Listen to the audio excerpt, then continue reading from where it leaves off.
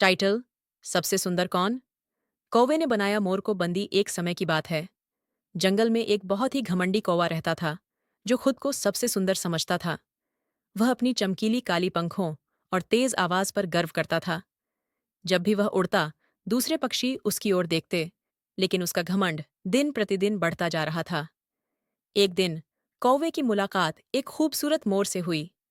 मोर ने अपनी सुंदरता से पूरे जंगल को मंत्रमुग्ध कर रखा था। उसकी रंगीन पंखों की शोभा देखकर हर कोई मोहित हो जाता था। लेकिन कौवे को मोर की सुंदरता सहन नहीं हुई और वह मन ही मन जलने लगा।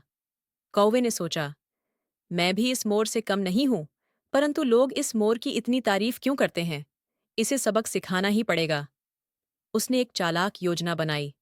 कौवा मोर के पास गया और मीठी आवाज में बोला, मोर भाई, तुम तो वास्तव में बहुत सुंदर हो। मैं चाहता हूं कि तुम मेरे मित्र बन जाओ। मोर उसकी बातों में आ गया और दोस्ती के लिए तैयार हो गया। कुछ दिन बीत गए। कौवा मोर से मिलने हर दिन आता और उसकी तारीफें करता। एक दिन उसने कहा, मोर भाई, तुम जैसे सुंदर पक्षी को खुली जगह पर रहना चाहिए। जंगल की कच्ची मिट्टी में तो तुम्हारे पंख खराब हो जाते होंगे। मोर ने कौवे की बातों में आकर उससे पूछा, तो मैं क्या करूं?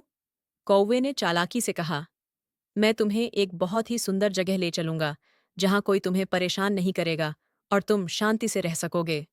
मोर को कौवे की बातों पर विश्वास हो गया। कौवा उसे एक गुफा में ले गया और जैसे ही मोर अंदर गया, कौवे ने गुफा का दरवाजा बंद कर दिया। अब मोर गुफा में बंद हो गया था। कौवा हंसते हुए बोला, अब देखता हूं जंगल में कौन तुम्हारी सुंदरता की तारीफ करता है। मोर समझ गया कि उसने कौवे पर विश्वास करके बहुत बड़ी गलती की है। वह दुखी होकर सोचने लगा, मुझे अपनी सुंदरता पर गर्व नहीं करना चाहिए था और न ही किसी के बहकावे में आना चाहिए था।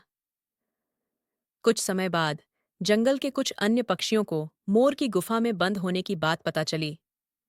उन्होंने मिलकर मोर को बाहर निकाला और उसे समझाया, सच्ची सुंदरता तो दिल की होती है, जो किसी को नुकसान नहीं पहुंचाती। मोर ने उन पक्षियों का धन्यवाद किया और अपने पुराने व्यवहार पर पछताया। अब वह जंगल में सबसे मिलजुल कर रहता और अपनी सुंदरता पर गर्व नहीं करता था। कहानी से शिक्षा।